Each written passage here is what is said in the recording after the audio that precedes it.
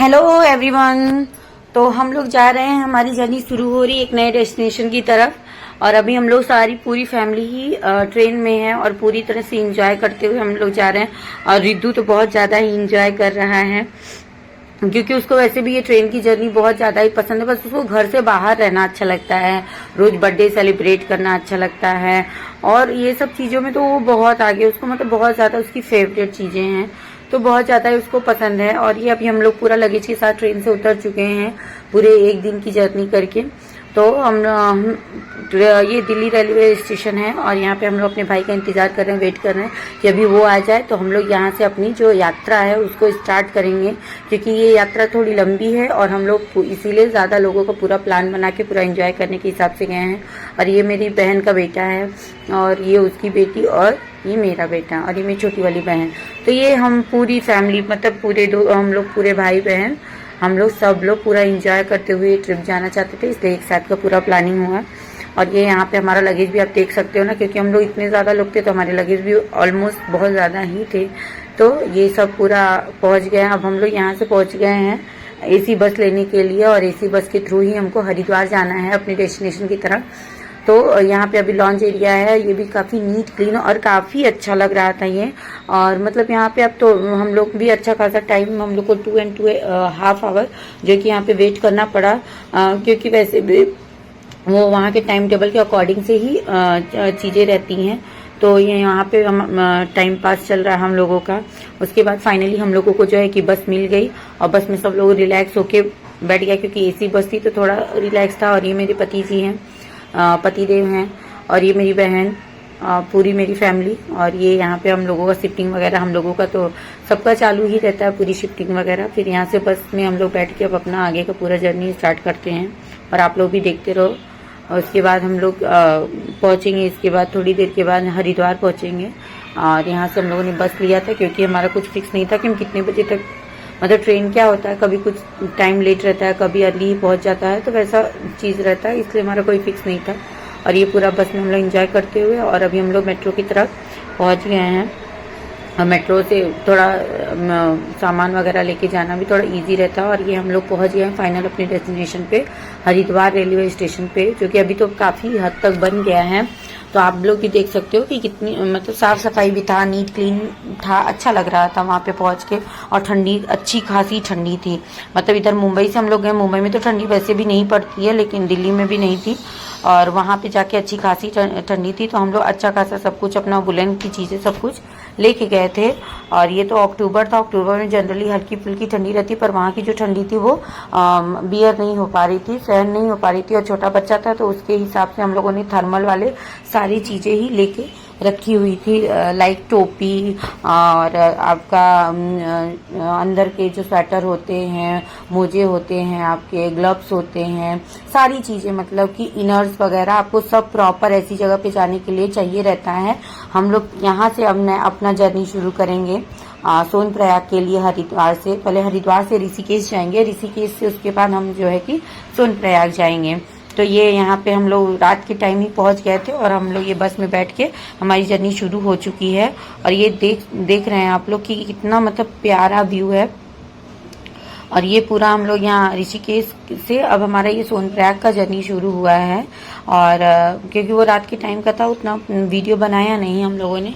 तो ये सोनप्रयाग का पूरा आप लोग व्यू देख सकते हैं कि कितनी फॉगिंग है, कितना है। ये है कि रास्ता भी बहुत डेंजरस ही लग रहा था, कि ऐसा लग रहा था कि अगर कहीं से भी कुछ भी बस स्लिप हुई या गाड़ी स्लिप हुई तो हम नीचे खाई में ही जाएंगे। तो थोड़ा रिस्की रास्ता तो है ही ये, लेकिन आप देख सकते हो ना व्यू वगैरह, आपको देखो ऐसा लगता है कि एकदम हम लोग माउंटेन के एकदम पास आ जा रहे हैं, पूरा पहाड़ एकदम हमको नजदीक नजदीक दिख रहा, पर ऐसा होता नहीं है, एक छलावा ही है। लेकिन बहुत सुंदर व्यू है, बहुत सुंदर। तो मतलब एक बार तो उत्तराखंड जरूर आना चाहिए, उत्तराखंड घूमना चाहिए, एक्सप्लोर करना चाहिए और अपने साथ बहुत सारे बुलंद चीजें भी रखनी चाहिए। ऐसी भी बात है भाई, यहाँ पे सब कुछ रखना चाहिए। और ये कुछ हम लोगों ने मस्ती की हुई थी, थोड़ा सा टाइम पास किया हुआ था। ये हम लोग पे पहुंच चुके हैं। यहाँ पे मेन जो रास्ता है आपका बद्रीनाथ और केदारनाथ जाने के लिए जो मेन हाईवे है, वहाँ पे बस क्या है बीच बीच में रुकती है ना। तो ये मेरा बेटा और उसकी मासी थोड़ा सा मस्ती करते हुए वहाँ पे और थोड़ा थोड़ा स्टे करके फिर अब ये आगे हम लोग बढ़े तो यहाँ पे आप देख सकते हो ना, यही संगम है, मेन संगम है जहाँ 3 नदियों का संगम होता है और यहीं पे संगम का स्नान भी होता है। तो वहाँ से बस में से हम लोगों को जितना कैप्चर हो सका हम लोगों ने किया। उसके बाद ये देखो आगे की तरफ हम लोग बढ़ते जा रहे हैं तो यहाँ पे आपको जगह जगह आपको पहाड़ और लैंडस्लाइड भी दिखेगी। एक जगह लैंडस्लाइड भी हुई थी, हम लोगों ने आधा घंटा रुका था और उसके बाद हमारी जर्नी स्टार्ट हो जाती है केदारनाथ के लिए। और ये हम लोग पहुंच चुके हैं केदारनाथ की जर्नी स्टार्ट करने को। आप देख रहे हो ना, खच्चर वगैरह सब मिल रहे हैं। खच्चर की प्राइस थी, आप अगर नीचे बेस से लेते हो तो 3000 थी पर पर्सन और 2900 कुछ 50 रुपए कुछ तो थी।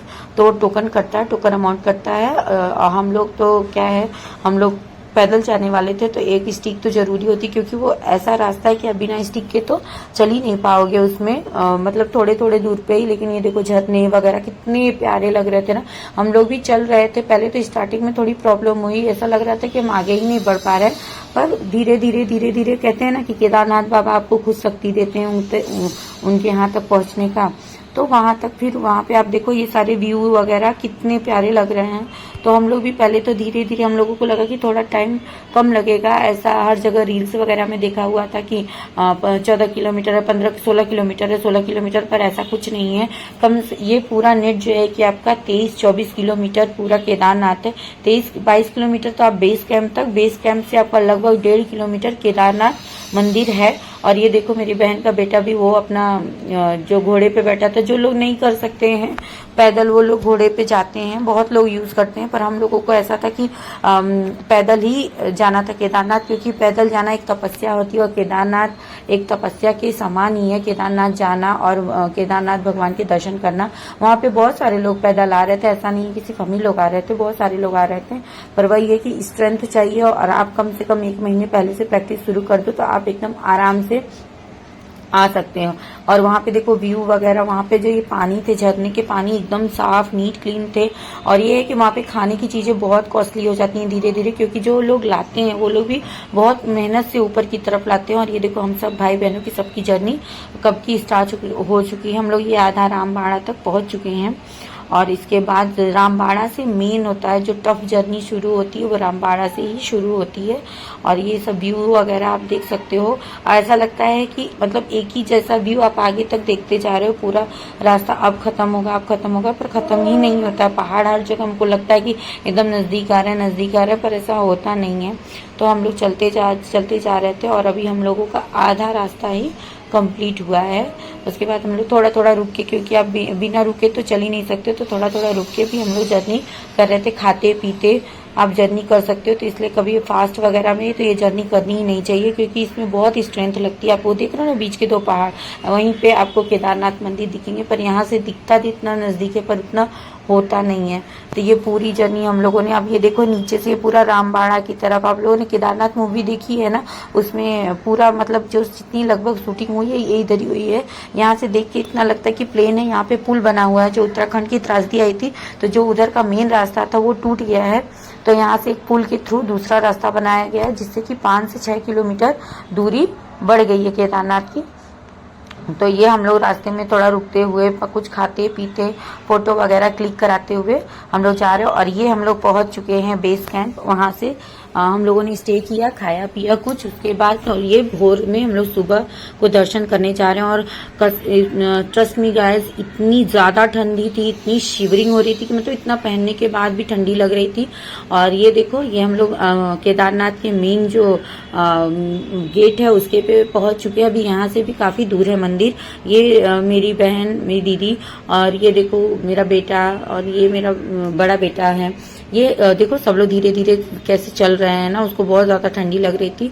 और यहाँ पे ही आपको ऑनलाइन पूरा रजिस्ट्रेशन कराना पड़ता है। ई पास एक्चुअली पहले बन चुका रहता है, यहाँ पे एक बार स्कैन करके दिखाना होता है, उसके बिना ये लोग अलाउड नहीं करते हैं। हम लोगों को लगा कि इतना सारा चीज हो रहा है तो भीड़ कम होगी, पर भीड़ बहुत ज्यादा थी।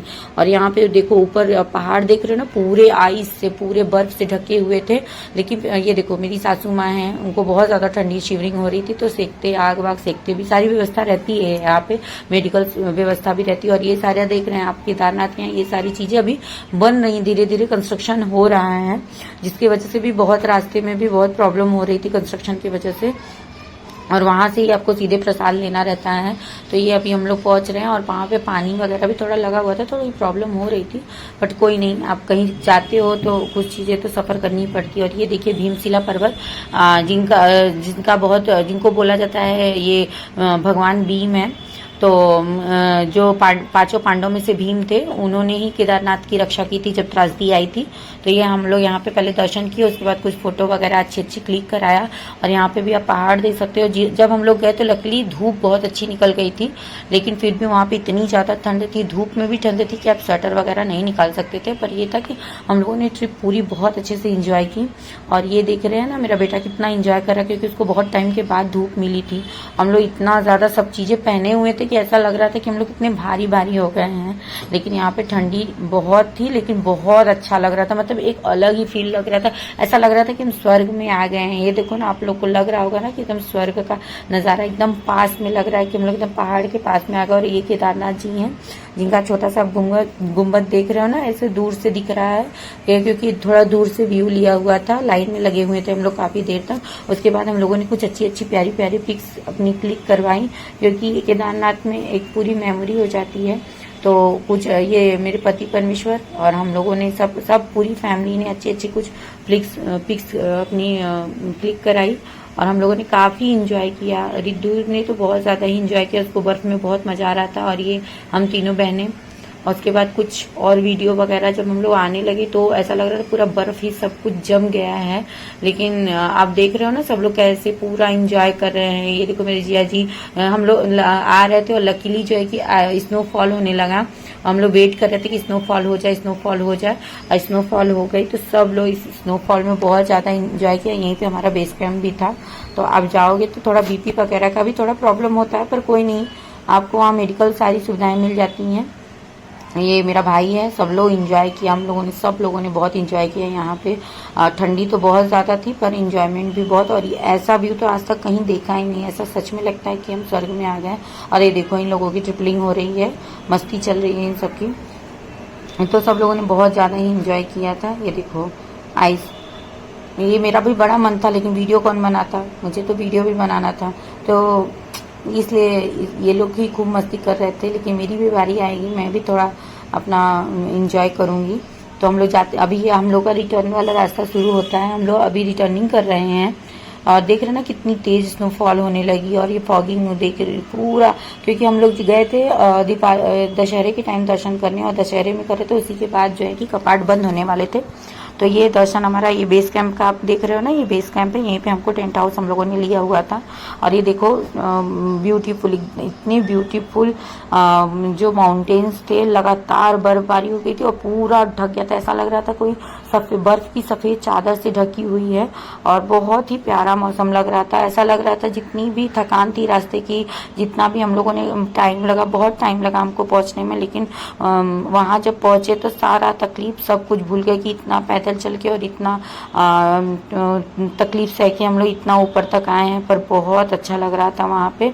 तो आप सभी को भी एक बार जरूर जाना चाहिए दर्शन करने। वैसे भी वो हिंदू धर्म में बोलते हैं कि 4 धाम की यात्रा जरूर करनी चाहिए, 4 धाम की यात्रा करने से मोक्ष मिलता है। उसके बाद मैं देखो कैसे पीछे रह सकती हूँ, अब मेरी भी बारी आ गई। और कुछ नहीं तो ठंडी में तो हाथ ही ऐसे निकल ही नहीं पा रहे थे, तो कुछ नहीं, बना लिया ऐसे ही वीडियो। और ये देखो आप लोग माउंटेन वगैरह कितना प्यारा लग रहा है, मतलब वहाँ जो फील होता है वो एकदम अलग फील होता है, वैसा फील आपको कहीं मिलेगा नहीं दोबारा। तो एक बार तो लाइफ टाइम लेना ही चाहिए एक्सपीरियंस, बहुत अच्छा एक्सपीरियंस रहता है। हम लोग तो एक बार घूम के आ गए, पर ऐसा लगता है कि नहीं फिर जाना ही चाहिए एक बार फिर। लेकिन थोड़ा रास्ता भी बहुत ज़्यादा रिस्की वाला है, तो थोड़ा डर भी लगता है वहाँ पे। तो अभी तो बहुत सारी चीज़ें बन रही हैं, हो सकता है इन फ्यूचर की बहुत सारी चीज़